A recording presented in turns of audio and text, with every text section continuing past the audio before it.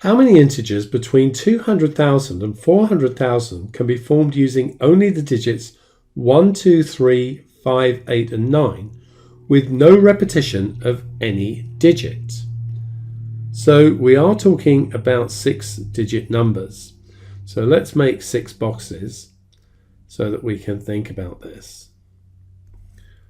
If it's got to be between 200,000 and 400,000, then we know that we have to start with a 2 or a 3. So there are 2 choices for this first digit. But after that, there are no more conditions. So we have a free choice of the remaining digits in the next box. And if we've chosen, say, the 2, we've then got 5 choices here. That would then leave us with 4 choices here because we've already used 2 of the digits, then 3, then 2, then 1.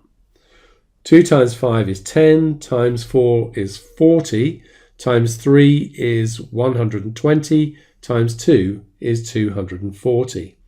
So the answer is 240.